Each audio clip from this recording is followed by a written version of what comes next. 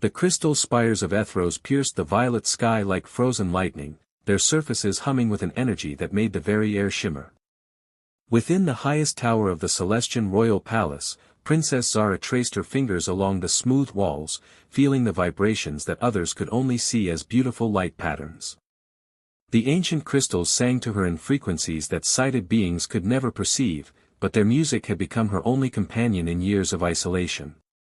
"Your Highness," came the familiar voice of Counselor Nexus from the doorway, his tone carrying the careful distance that everyone maintained around her. "Your father requests your presence in the lower chambers. The human engineer has arrived."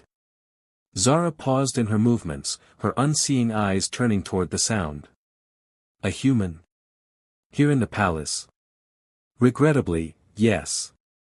The energy core failures have become critical, and apparently, only human technology can interface with our ancient systems." Nexus's disapproval was evident in every syllable. "King Valdris insists on your attendance, though I fail to see why." "Because I am still his daughter and heir," Zara interrupted, her voice carrying the quiet authority that years of dismissal had taught her to wield carefully. "And because the energy patterns speak to me in ways they cannot speak to others." She moved toward her mobility chair, an elegant device that responded to her thoughts and guided her through the palace corridors. The chair itself was a marvel of Celestian engineering, crafted from living crystal that formed a symbiotic bond with its user. As she settled into it, the crystal surface molded to her form, and she felt the familiar rush of connection as the chair became an extension of her consciousness. The journey through the palace corridors was a symphony of energy signatures that her enhanced senses could map with perfect precision. She knew every curve, every junction, every hidden passage, not through sight, but through the way the crystal walls sang different notes as she passed. Other courtiers fell silent as she approached, their energy patterns shifting to discomfort, pity, or in some cases, barely concealed disdain. The lower chambers hummed with an unfamiliar energy signature as she approached. Unlike the pure, harmonious tones of Celestian technology, this new presence felt chaotic, mechanical, almost alive in its unpredictability. Human technology, she realized, had its own unique fingerprint. "Ah, Zara," King Valdris's voice carried warmth despite the formal setting. Her father had never treated her differently because of her blindness, though she knew the weight of succession troubled him. "I'd like you to meet Marcus Chen, the engineer Earth sent to assist with our core stabilization." "Your Highness," came a new voice, deeper than she'd expected, with an accent that made the familiar words sound musical. "I'm honored to meet you." What struck her immediately was the absence of pity in his tone. No careful distance, no awkward pause, just genuine respect and what might have been curiosity. "The honor is mine, Marcus Chen of Earth," she replied, extending her hand in the traditional Celestian greeting. "I understand our ancient systems are proving, challenging to your modern sensibilities." A genuine laugh escaped him, rich and warm. "That's one way to put it. Your technology is like trying to conduct a symphony when you've only ever played solo piano. Beautiful, complex, and completely beyond my current understanding." Zara found herself smiling, a genuine expression that had become rare in recent years. "Perhaps that's because you're thinking of it as technology when it's more like a living relationship. The crystals don't just process energy, they sing it, shape it, dream it into existence." "Dream it?" Marcus's voice carried fascination rather than skepticism. "How does one dream energy?" "Show me your diagnostic equipment," Zara said, guiding her chair toward the energy signatures she could sense emanating from his tools. "I'll show you what the crystals are trying to tell you."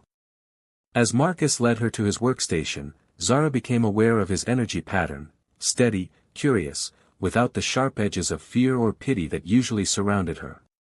His presence felt like a warm hearth in a cold room, comforting and genuine.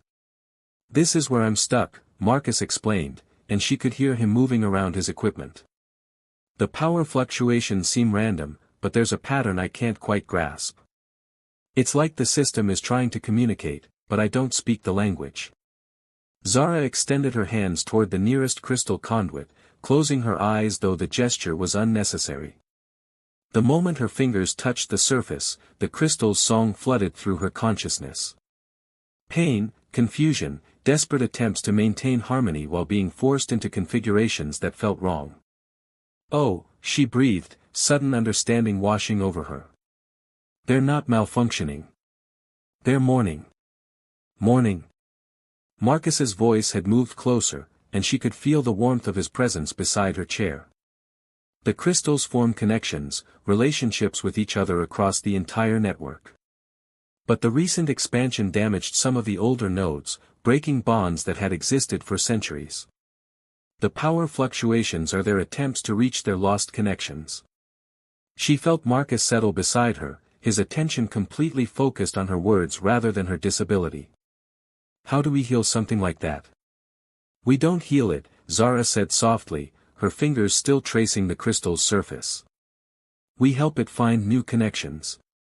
But it requires trust, patience, and—" She paused, suddenly aware of how close he was, how his energy pattern seemed to resonate with something deep within her. "And," he prompted gently. "And someone who can hear their songs," she finished, her voice barely above a whisper. For a moment, silence stretched between them, filled only by the soft humming of the crystal network. Then Marcus spoke, his voice carrying a wonder that made her heart skip. "Would you teach me to listen?" The simple question held layers of meaning that neither of them fully understood yet. In asking to learn her language, he was asking to see her world, to understand her in ways that no one had ever tried before. "Yes," she replied, and in that single word, something shifted between them. The beginning of a connection that would challenge everything their two worlds believed about love, ability, and the true nature of sight. As Counselor Nexus watched from the shadows, his expression darkened. The human was supposed to fix their systems and leave. He was not supposed to look at their forgotten princess as if she held the answers to the universe. But in the crystal chambers of Ethros, surrounded by the singing energy of ancient technology, Princess Zara began to believe that perhaps she had been waiting her entire life for someone who would ask her to teach them how to listen to the music only she could hear. 3 weeks had passed since Marcus Chen first arrived at the Crystal Palace, and the energy systems had never hummed more harmoniously. But it wasn't just the technology that had found perfect resonance, something equally profound was blooming between the human engineer and the forgotten princess. "You're late," Zara said softly as she heard Marcus's familiar footsteps approaching the palace gardens. The evening air carried the scent of luminous flowers that bloomed only under starlight, their petals releasing a gentle phosphorescence that painted the garden in ethereal blue and silver. "Forgive me, Your Highness," Marcus replied, though his tone held playful warmth rather than formal apology. "I was detained by Minister Koratha's questions about human intentions regarding Celestian technology." Zara's expression tightened at the mention of the minister's name. Korath had been vocal about his distrust of human involvement in their affairs, viewing Marcus's presence as a potential threat to Celestian sovereignty. "What did you tell him?" "The truth," Marcus said, settling beside her on the crystal bench that had become their meeting place. "That I'm here to help, to learn, and that I find Celestian culture far more fascinating than any technology." The way he said, "fascinating," made warmth spread through Zara's chest. Over the past weeks, their professional collaboration had evolved into something deeper. Marcus had begun visiting her not just for technical consultations, but for conversations that stretched long into the night. He described colors to her through textures and temperatures, told her about Earth's diverse landscapes through the sounds they would make, and listened with genuine fascination as she explained how energy patterns created symphonies that only she could hear. "Show me the new harmony you discovered today," Marcus said, his voice carrying the eager curiosity that had become so familiar and precious to her. Zara smiled, extending her hand toward the nearest garden crystal. The moment her fingers touched its surface, soft chimes began resonating through the air, not audible music, but vibrations that seemed to touch something deeper than hearing. "The garden crystals are connected to the main palace network, but they sing a gentler song. Listen." Marcus leaned closer, his shoulder brushing against hers. "I can almost, there's something there, isn't it? Like a whisper beneath the chimes." "Yes." Zara's excitement was palpable. You're beginning to hear them. The whispers are how they communicate with living beings, sharing emotional states and memories. What are they sharing now? Marcus asked, his voice soft and close enough that she could feel his breath against her hair. Zara's fingers traced more complex patterns on the crystal surface, and the whispers grew stronger. Joy, she said quietly. They're sharing joy because they sense happiness between us. The admission hung in the air between them, charged with implications neither had yet dared to voice directly. Marcus's hand came to rest over hers on the crystal surface, and the whispers transformed into something that sounded almost like singing. Zara, he began, but was interrupted by the sharp sound of footsteps approaching through the garden. Well, well, came a voice dripping with false sweetness. The rumors appear to be true. Zara immediately recognized her cousin Raven's voice and felt Marcus tense beside her. Raven had always harbored resentment about Zara's position as heir despite her blindness, viewing it as an insult to Celestian nobility that someone with a disability could hold such status. Cousin, Zara replied evenly, not removing her hand from beneath Marcus's. How unexpected to find you in the gardens at this hour. I could say the same, Raven responded, moving closer with the predatory grace that made her popular among the court's political factions. Though I suppose desperation makes one seek companionship wherever it might be found. Marcus's energy pattern flared with anger, but Zara squeezed his hand gently, silently asking him to let her handle this. If you have something to say, Raven, please speak plainly. Very well, Raven's voice carried triumph, as if she'd been waiting for this moment. I'm here to inform you that certain members of the court have become concerned about your associations. Minister Korath specifically has questions about whether Earth's engineer might be taking advantage of your condition to gain access to sensitive information. My condition? Zara's voice carried dangerous quiet. You mean my blindness, or my supposed naivety? I mean your isolation, Raven replied with false sympathy. Years of being shut away have made you vulnerable to the first person who shows you attention. It's quite understandable, really, but the court must consider the security implications.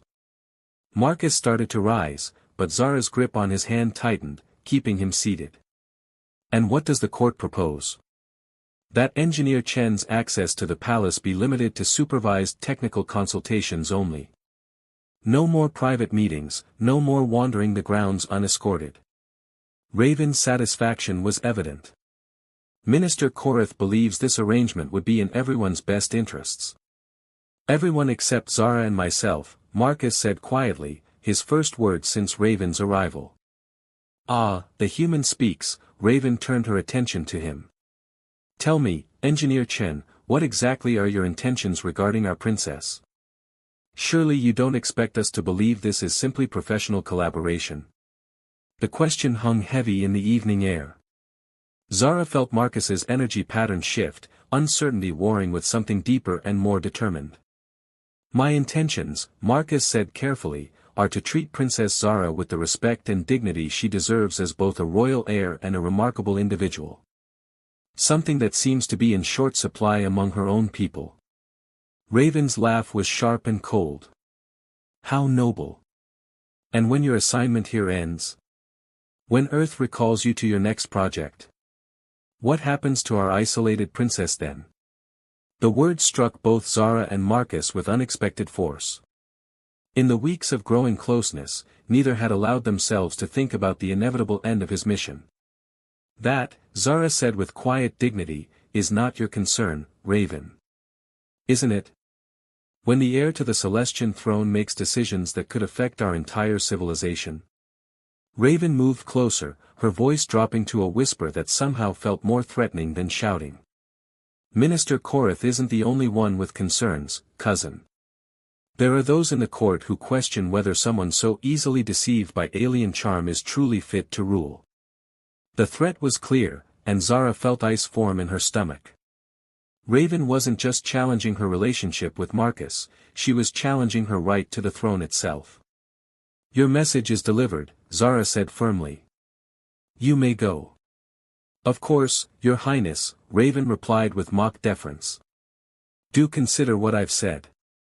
It would be unfortunate if these concerns needed to be raised at the next council session. As Raven's footsteps faded into the distance, silence settled over the garden like a heavy blanket. The crystal whispers had gone quiet, as if sensing the tension that now filled the space between them. "She's right about one thing," Marcus said finally, his voice heavy with something that might have been regret. "I will have to leave eventually." "Will you?" Zara asked, and there was something in her tone that made him turn to look at her fully. "My assignment was meant to be temporary." "That wasn't what I asked," Zara interrupted. "I asked if you will have to leave. Not if you're supposed to, not if it was planned that way. If you will have to." Marcus was quiet for a long moment, understanding the real question beneath her words. "No," he said finally. "I don't have to leave. My work contract gives me the option to request extended assignment or even permanent residency if there's sufficient justification." "And is there?" Her voice was barely above a whisper. "Sufficient justification?" Marcus lifted their joined hands, bringing her fingers to his lips in a gesture so gentle it made her breath catch.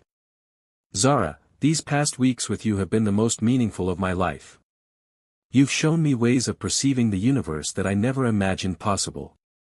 You've made me understand that sight isn't about eyes, it's about truly seeing what matters." "Marcus. I'm falling in love with you," he said simply. "Not with a princess, not with a project or a political opportunity. With you. The woman who hears music in energy fields, who can navigate by crystal songs, who has the strength to face down court politics with grace and dignity." Tears slipped down Zara's cheeks, catching the starlight like liquid crystals. "They'll fight us. Raven, Minister Korath, others who see any change as a threat. Then we'll face them together," Marcus replied, his free hand gently wiping away her tears. "That is, if you'll have a stubborn human engineer who's still learning to hear the music you've been listening to your whole life."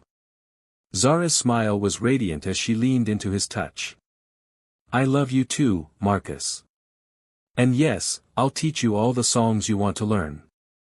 Their kiss was soft and sweet, full of promise and defiance.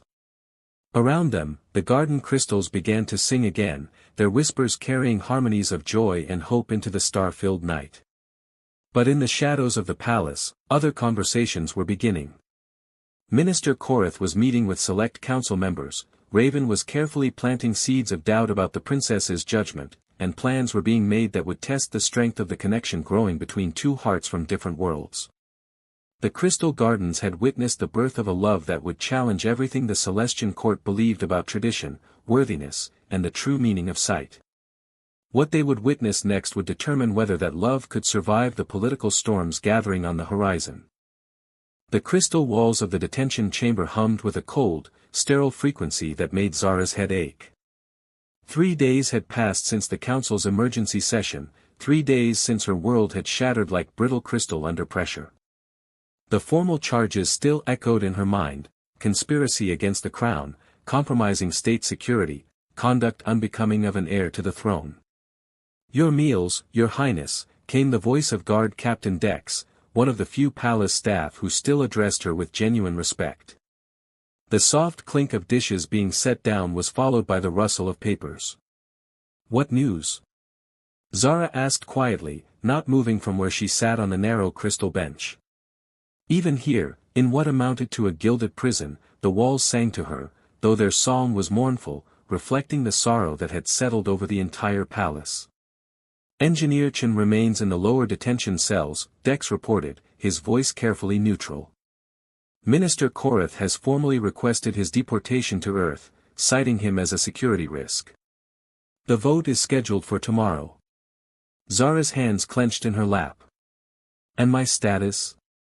"Princess Raven has been named temporary heir pending a full investigation into your associations." Dex's tone made it clear what he thought of the proceedings. However, there have been some unexpected developments. Something in his voice made Zara look up, hope flickering in her chest. "What kind of developments?" "Healer Jorik and Scholar Vex have requested an audience with King Valdris. They claim to have discovered something in the ancient texts that, well, they insist it changes everything. Before Zara could respond, footsteps echoed in the corridor outside. Multiple sets, moving with purpose. The door's locking mechanism disengaged with a soft chime, and she felt the familiar energy signatures of her father and several council members entering. Zara, King Valdris's voice carried exhaustion and something else, uncertainty, perhaps even hope. We need to speak with you immediately. Father? Zara rose, confusion evident in her voice. Behind the king, she sensed the presence of Healer Jorik, whose energy pattern always felt warm and reassuring, and Scholar Vex, whose brilliant mind generated an almost electric intensity.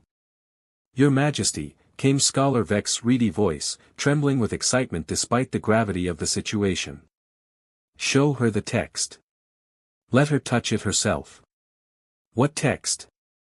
Zara asked, but her father was already approaching, something in his hands that hummed with ancient power. An original chronicle from the First Dynasty, King Valdris explained, placing a crystal tablet in her hands. Scholar Vex discovered it in the sealed archives while researching the legal precedents for your situation. The moment he read it, he brought it to Healer Jorik. The instant Zara's fingers touched the ancient crystal, her world exploded with visions. The tablet was far older than anything she'd ever encountered, its crystalline matrix saturated with memories from millennia past. Images flooded her consciousness, not visual in the traditional sense, but pure information that her unique neural pathways could interpret. She saw the first Celestian settlements, the discovery of the living crystals, the early attempts to harness their power. But more than that, she saw warnings, prophecies, desperate messages left by ancient seers who had foreseen a great darkness approaching their world. The void storm, she whispered, her voice filled with awe and terror. It's real. It's coming. What are you seeing? Healer Jorik asked gently, his medical training making him better equipped than the others to understand her unique perceptual abilities. A cosmic phenomenon that devours energy itself, Zara replied, her fingers tracing patterns on the crystal surface as more information flowed through her. The ancients knew it would eventually reach our system. They tried to prepare, to create defenses, but... She paused, her face paling. They failed. Their civilization fell because they couldn't solve the fundamental problem. Which was? Scholar Vex leaned forward eagerly. The crystals alone aren't enough to generate a protective field strong enough to shield an entire world. The harmonics are too pure, too uniform. They needed. Zara's breath caught as understanding dawned. They needed discord. Chaos. Something to create complexity in the energy patterns. King Valdris exchanged glances with the others. Continue, daughter. The prophecy speaks of a bridge between worlds, Zara continued, her voice growing stronger as the ancient knowledge filled her consciousness. A union between one who sees beyond sight and one who brings the chaos of distant stars. Together, they would weave light and shadow, harmony and discord, creating a pattern complex enough to turn away the void. Silence fell over the chamber as the implications became clear. Minister Korath, who had been standing quietly near the door, finally spoke. You're suggesting that Princess Zara's relationship with the human is somehow connected to this ancient prophecy? Not suggesting, Scholar Vex replied firmly. The correlation is undeniable. A sightless heir who can perceive energy patterns invisible to others, paired with an outsider whose technology operates on completely different principles. The prophecy is remarkably specific.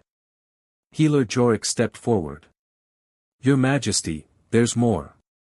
I've been studying Princess Zara's unique neural patterns for years, trying to understand her extraordinary abilities. Her blindness isn't a disability, it's an enhancement. Her brain has developed pathways that allow her to process energy information in ways that sighted beings simply cannot achieve. And the human? King Valdris asked. Engineer Chen's background includes expertise in chaos theory and complex system harmonization, Scholar Vex replied. His approach to our crystal technology has been unlike anything we've seen. Where we seek perfect harmony, he introduces controlled variations that actually strengthen the overall network. Zara felt tears streaming down her face as the full weight of understanding settled over her. How long do we have? The ancient crystal pulsed with urgency as she asked the question, and the answer came flooding through her consciousness like ice water. 6 months, she whispered. The void storm will reach our system in 6 months. Minister Koratha's skepticism was evident in his voice. Even assuming this prophecy is genuine, how can we be certain that Princess Zara and the human are truly the ones it speaks of? The stakes are far too high for guesswork. There's a way to know for certain, Zara said quietly, setting the crystal tablet aside. The ancient text describes a test, a joining of energies that would either confirm the prophecy or... She swallowed hard. Or destroy both participants if they're not truly compatible. Absolutely not, King Valdris said immediately. I won't risk your life on ancient superstitions. Father, Zara stood, her voice carrying the authority of someone who had finally found her true purpose. This isn't superstition. The void storm is real, I can feel its approach even now, a growing darkness at the edge of our system's energy field. If Marcus and I are truly the ones spoken of in the prophecy, then we're the only hope our people have. And if you're wrong? Minister Korath demanded. Then we die trying to save our world rather than living to watch it be consumed, Zara replied with quiet dignity. King Valdris was quiet for a long moment, his internal struggle evident to everyone present. Finally, he spoke. Bring Engineer Chen here. If we're going to pursue this course, he deserves to understand what's at stake and make his own choice. As the council members departed to retrieve Marcus, Zara remained in the chamber with her father. The weight of destiny hung heavy between them, but for the first time in days, she felt hope stirring in her chest. Are you certain about this, daughter? King Valdris asked softly. Zara smiled, her unseeing eyes bright with determination. Father, for the first time in my life, I understand why I was born the way I am. My blindness isn't a flaw to be overcome, it's the key to saving our world. And Marcus, he's not just the man I love. He's the missing piece that makes everything possible. The crystal walls hummed with anticipation as they waited for Marcus to arrive. In the distance, beyond the palace walls, the first tendrils of cosmic darkness were already reaching toward their world, invisible to normal sight but perfectly clear to the princess who saw with her heart instead of her eyes. The revelation had changed everything. What had seemed like forbidden love was actually destiny calling, and the fate of an entire civilization hung in the balance of two hearts that had found each other against all odds.